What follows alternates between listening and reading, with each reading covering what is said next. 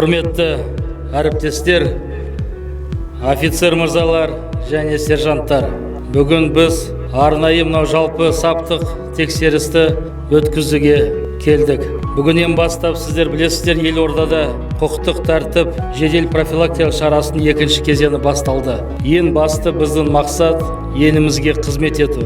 Қызмет атқару барысында азаматтармен қарым-қатынаста сыпайы болу керексіздер. Әрбір құқық бұзушылыққа уақытылы әрекет жасалған, заңдылық пен жеке қауіпсіздік шараларын сақтау керек. Астана қаласы азаматтар мен елорда қонақтары үшін бүкіл қауіпсіздікті біз бірге орнату керекпіз.